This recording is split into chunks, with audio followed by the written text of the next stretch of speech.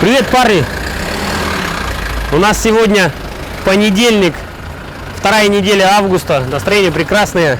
Лето, не лето, почти лето. И мы сегодняшний день посвятим короткому видеообзору промтоварного фургона на базе китайской марки JAC, модель N56. Вместимость у нас 8 евро палет. По документам Б-категория, въездной в центр. Порядка 20 кубов фургон у нас установленный. Вот. Все это хозяйство очень доступно по цене, поэтому мы обратили свое пристальное внимание на эту марку, на эту модель. И будем развивать JAC в виде отдельного канала. Так что более подробно о модельке мы сейчас вам расскажем. Ты только не укачай там оператора.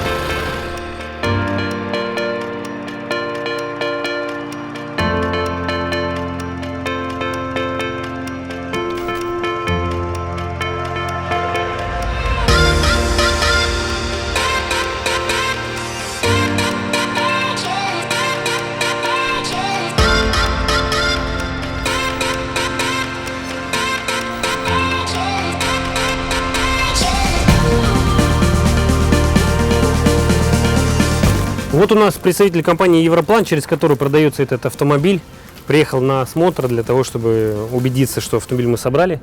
Вот, мы его продемонстрировали, сейчас компания произведет доплату, мы передадим автомобиль клиенту. Поэтому... Саша, почему это поставить? Да. Видите, все прям в онлайне. Погода нормальная, машина нормальная, цена нормальная. Хороший вариант. Нахер обзор, пойдем на пляж. Друзья, к созданию этого автомобиля нас натолкнула задача по поиску автомобиля в адекватной стоимости. Был клиент, у которого было на руках примерно 1,5 миллиона рублей с хвостиком, и хотелось иметь автомобиль с объемом фургона порядка 20 кубов и хорошей грузоподъемностью. Пытались посмотреть варианты аналогов, которые могли бы быть по цене какие-то приемлемые. Но все, начиная там, например, Ford или Isuzu, это все в бюджете близком там, к 2 миллионам рублей. Hino, Iveco и еще дальше туда подороже. Поэтому заказчик, в принципе, был не против рассмотреть китайца. Тем более, что этот китайский автомобиль очень достойный. Наш сегодняшний обзор будет короткий, он будет посвящен конкретно промтоварной модификации, но у нас еще будут и бортовые, и рефрижераторы, и все мы будем с вами их снимать. На нашем автомобиле установлен лицензионный мотор Isuzu экологического класса Евро-4, поставляется также класс Евро-5. Значит, на нашем автомобиле объем двигателя 2,771, мощность 116 лошадиных сил, крутящий момент 250 ньютонов. Евро-4 идет в паре с 5-ступенчатой коробкой переключения передач. Евро-5 идет уже с 6-ступенчатой. Вы можете, в принципе, заказать, что Евро-5, что Евро-4 мотор. Итак, ключ на старт. Слушаем, как заводится и шепчет этот моторчик.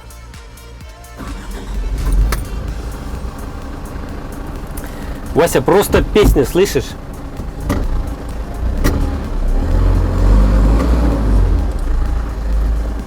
Класс, мне нравится.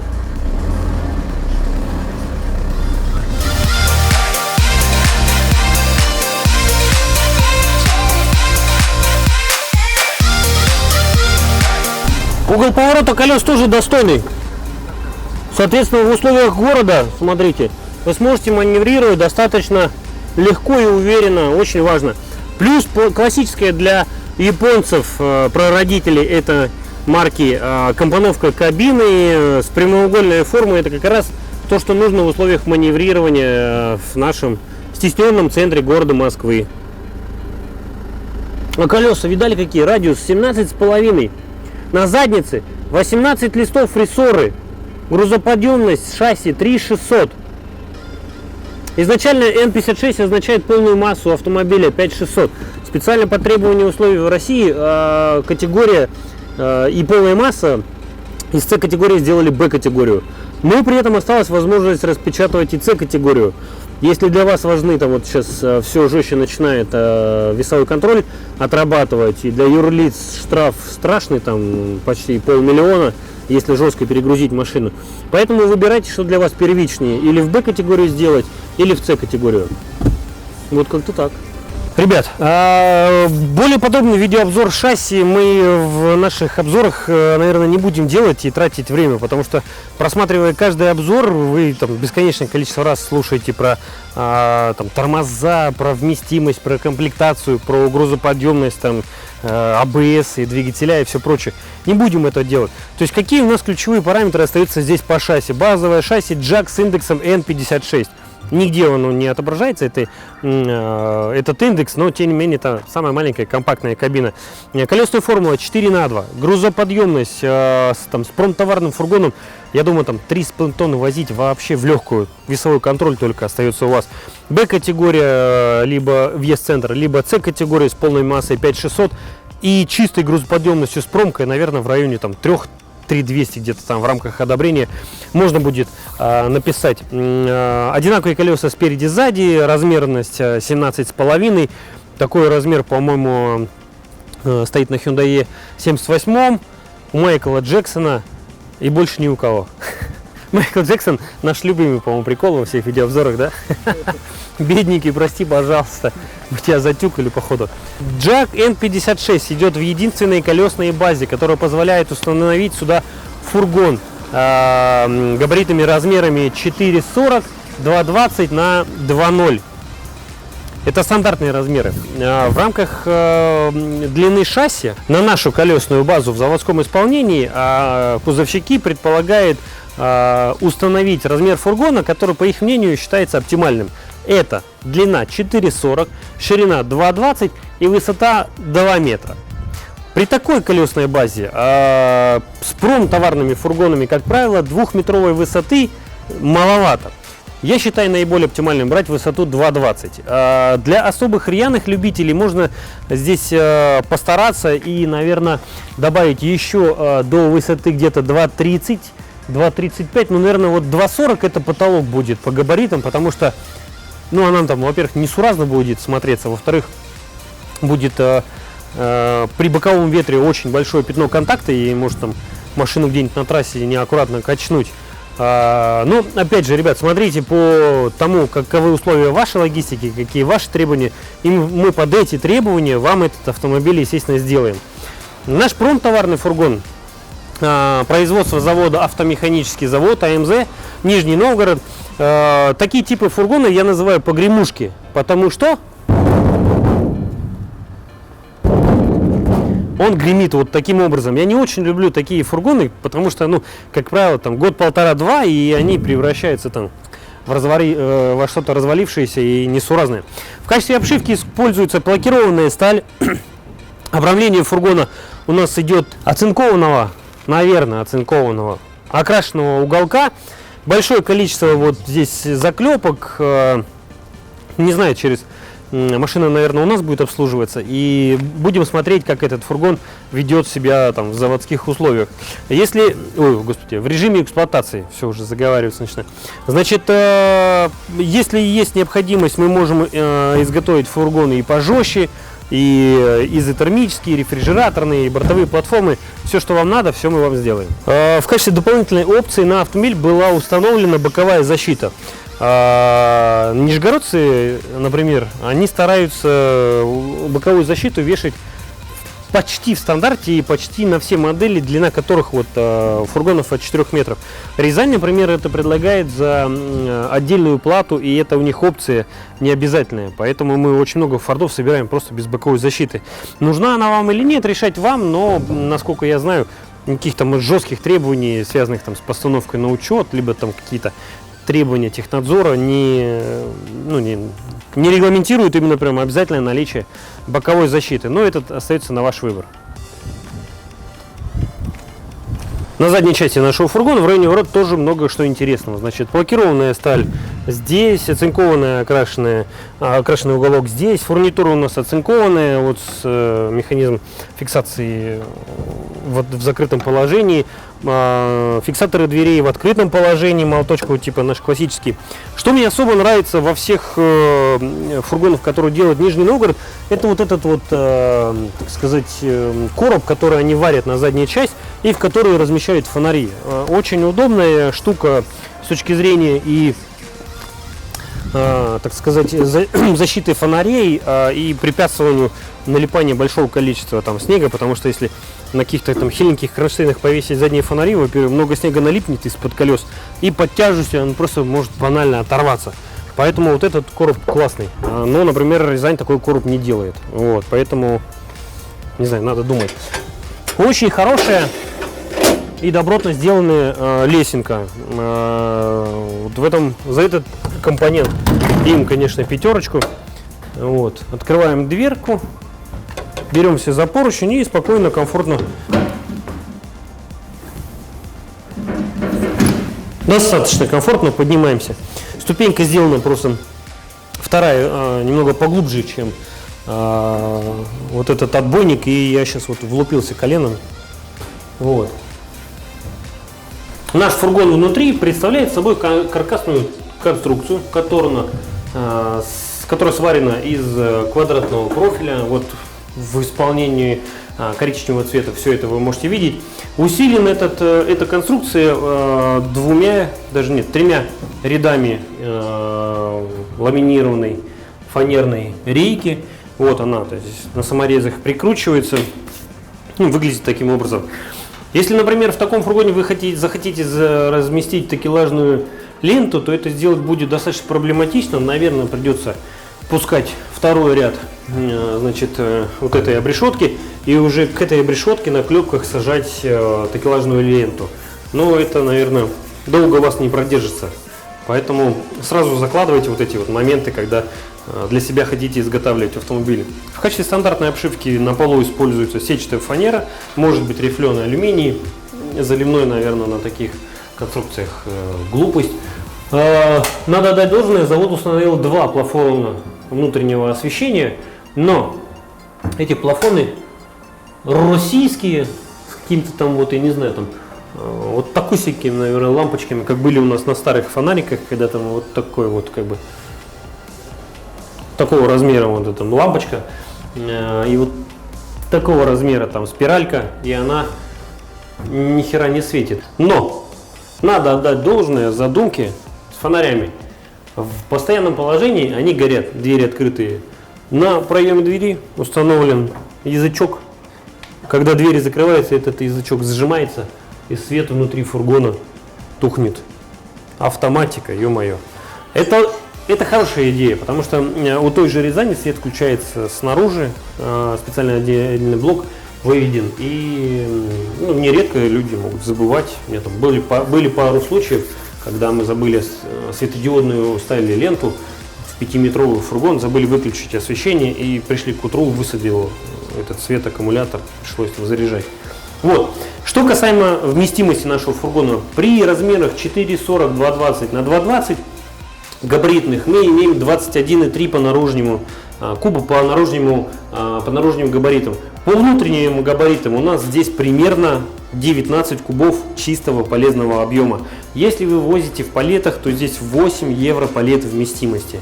Вот, поэтому это наиболее востребовано сейчас в перевозках, вот такой объем, он больше, чем удлиненная газель. На газели там 4,30 потолок.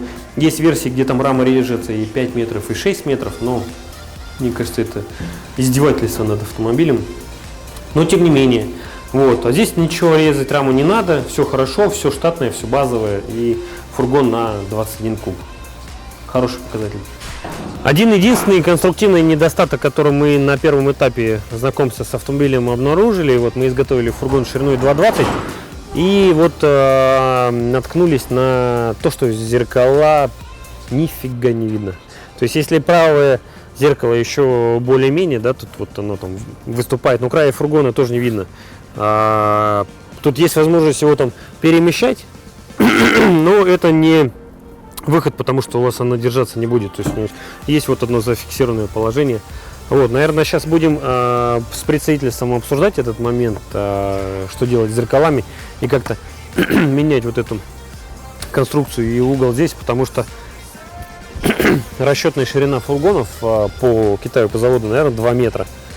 Вот. Я еще вспоминаю, Фотон был 1049, там тоже был изначально рассчитан габарит фургона 2-метровый. И палеты тем самым не помещались, но зато было видно зеркала. Вот, наверное, будем сейчас колдовать, колхозить, разрезать здесь пока и удлинять, потому что ни влево, ни вправо зеркало ничего не видно. Вот, ну ладно, это будем по ходу пьесы все это сообщать, рассказывать. Подписывайтесь на наш канал, следите за новостями. В джак будем вкладываться очень сильно. Понравилась нам эта машина, будем сейчас застраивать рефрижераторы и следить за ними, как они ездят, что нравится, что не нравится, и вам рассказывать. Ну вот, сейчас мы немножко прокатимся, посмотрим, как она себя ведет внутри, потому что на машинах с фургонами можно покататься, а в обзорах шасси там покатушек особо не будет.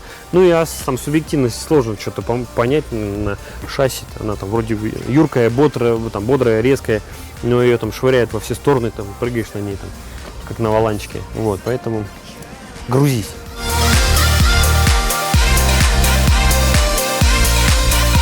Смотрите, коробочка наша как прям, хоп, как игрушка. Хоп. Хоп. Слышите? Орет сразу задняя. Так. Рулек отрегулировали в 2 плоскостях. Вперед-назад, вверх-вниз. И поехали. Наш конкретный автомобиль скомплектован с... Это не самая богатая комплектация шасси, но и не самая бедная. Ну, тут помимо базовых опций, которые не меняются, там, магнитола, вот, здесь у нас установлен дополнительно Webasto, но отсутствует кондиционер. Webasto, кондиционер и обтекатель все вместе стоит 60 тысяч рублей. Разница в цене. По состоянию на август 2017 года прайс-лист на этот автомобиль на шасси составляет 1 миллион 430 тысяч рублей. Это в максимальной комплектации. Соответственно, если вы возьмете без обтекателя, без Webasto и без кондиционера, то это будет 1 миллион 370 тысяч рублей. Газель, удлиненное шасси Газель по состоянию на тот же август 2017 года составляет 1 миллион 190 тысяч рублей за шасси. Сейчас мы с вами выйдем на дорогу, разгонимся. Рулится, смотрите, все элементарно, просто как. Сейчас укачаю оператора, уработаю. Не, я вот очень доволен тем, какой может быть китаец. Неожиданно.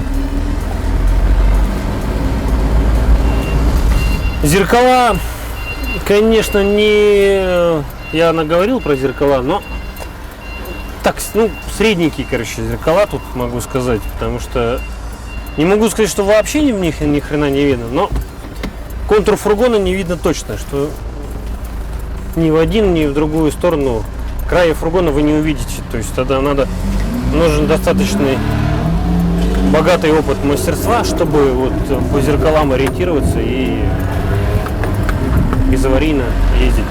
Ну что, пробуем разгон на нашем моторчике.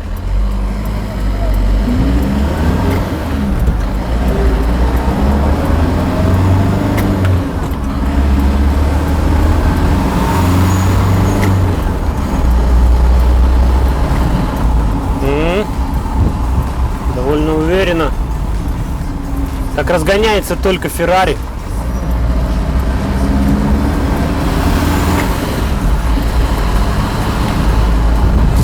Один нюанс, который заметили все, и это важно, я считаю. Помимо того, что качество сборки пластика здесь изумительное, вы видите, вот я специально не торможу на полицейских, то есть не гремит, не отваливается, не вывешивается какая-нибудь там полка по лбу тебе там откинувшаяся. Здесь не воняет пластик. Это нереально, здесь не воняет, здесь ты едешь как человек, то есть я могу сказать, что она рулится и разгоняется ничем не хуже, чем ее там прародитель Isuzu NMR. Но при этом Isuzu шасси стоит 2,170, а это шасси стоит 1 430 000.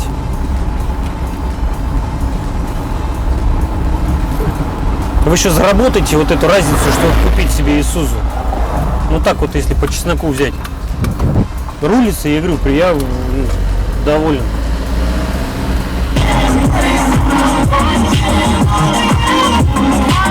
Музыка есть.